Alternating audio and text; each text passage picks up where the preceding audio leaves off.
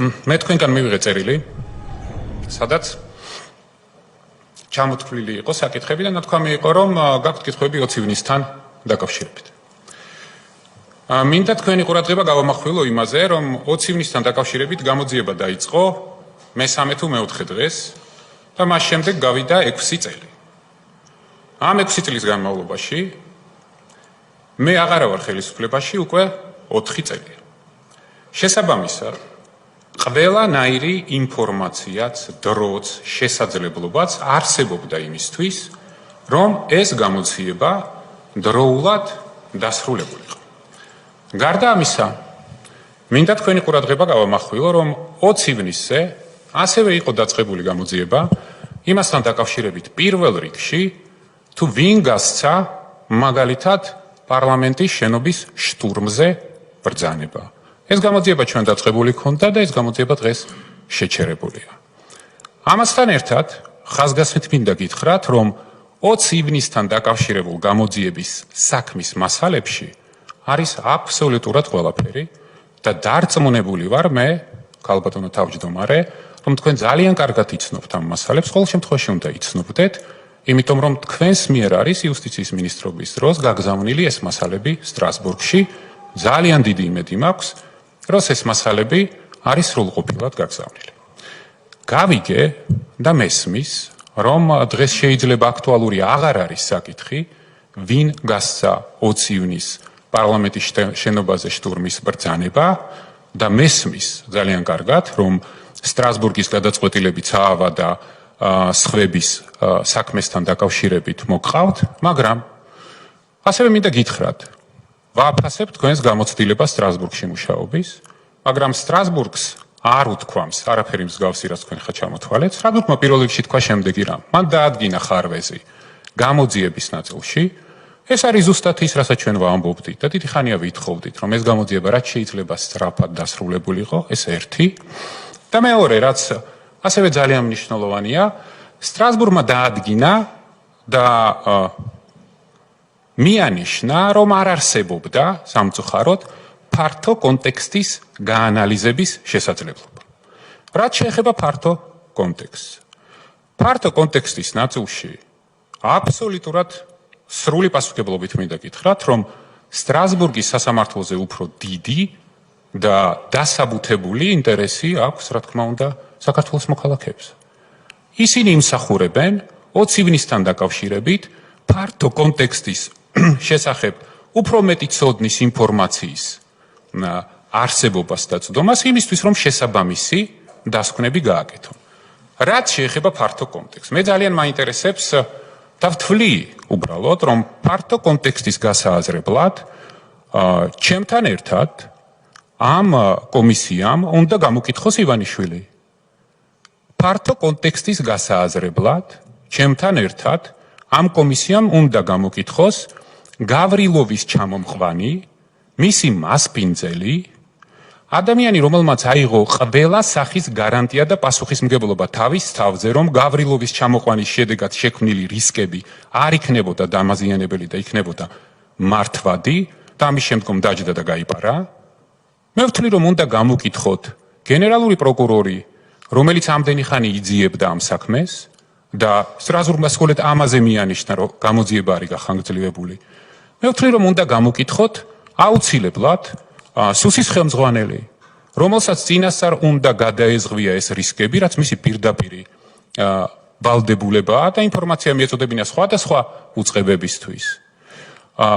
მე არ ვიცი თქვენ ამას გააკეთებთ თუ არა, მაგრამ თქვენ თუ ამას არ გააკეთებთ, მაშინ ეს კომისია იქნება ნახევარი სიმართლის კომისია, შესაბამისად ტყუილი სიმართლე. ეხლა რაც შეეხება 20 ივნისის კონტექსტს, სრული პასუხისმგებლობით ვაცხადებ, რომ 20 ივნის მე ამ შენობაში ვიცავდი სახელმწიფოს, არა პარტიას, არა ხელისუფლებას, არა ცალკეულ აღებულ ადამიანებს, არამედ ვიცავდი სახელმწიფოს. მაშინ აბსოლუტურად გულწრფელად გეუბნებით და პასუხს ვაგებ თითოეულ სიტყვაზე, რომელსაც ვამბობ.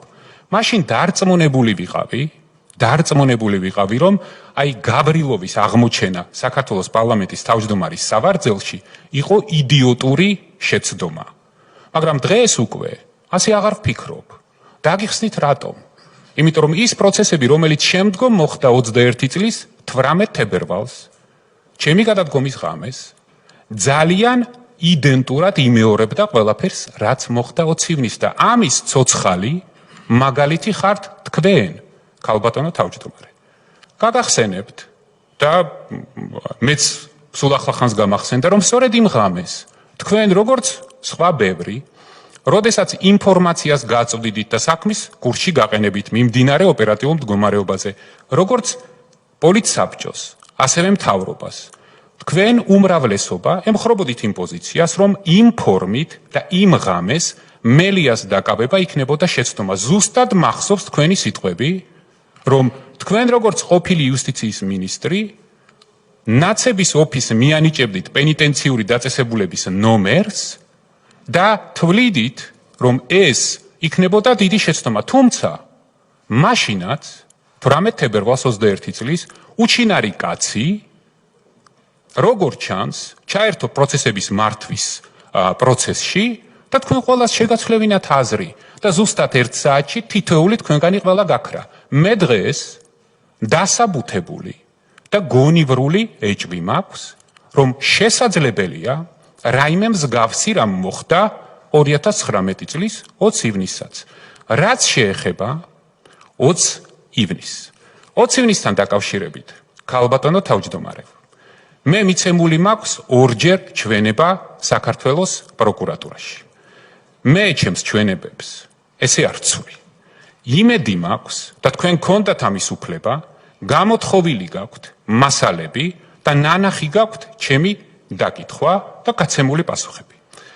დღეს აქ და იმედი მაქვს, რომ ამ სხდომისთვის მოემზადეთ. რაც შეეხება დღევანდელ დღეს, გულწრფელად გეუბნებით, ქალბატონო თეა. მე დღეს აქ მოსვლას არ ვაპირებდი.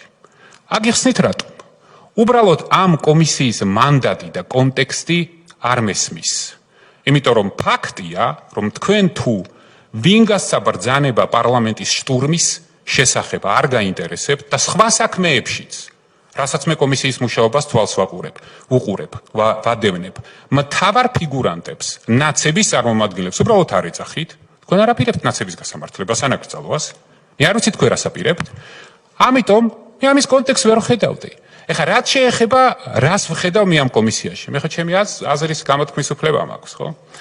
მე ვხედავ, რომ თქვენ ამ კომისიას იყენებთ ჰიბრიდული ომისთვის, საინფორმაციო და ფსიქოლოგიური ზეწოლისთვის საქართველოს მოქალაქეებზე და ზუსტად მსგავსი რამ მოხდა ისეთი სიმბოლური გმირის, როგორიც არის ანწუხელიძის გმირობის გაუფასურების კონტექსტში. მაშინ გულწრფელად ვამბობ, არ ვამატებ არც ერთ სიტყვას. მაშინ ჩავთვალე, რომ მე ვარ ვალდებული მოვიდე აქ. ეს არ ნიშნავს იმას, რომ მე ამ კომისიას ვაღიარებ. მე რომ ამ კომისიას ვაღიარებდე, ჩვენ აქ ორი ადგილი გვაქვს და ჩვენი წარმომადგენლები იქნებოდნენ აქ, მაგრამ მე ვაღიარებ იმას, რომ ამ კომისიის ჰიბრიდული ზემოქმედების ძალა საქართველოს მოქალაქეებზე სამწუხაროდ მუშაობს და მე უნდა გავაკეთო ყველაფერი. სადაც შემიძლია, როგორც შემიძლია, ჩემი აზრი დავაფიქსირო თუ განსხვავებული აზრი მაქვს. მადლობთ ყურადღებისთვის.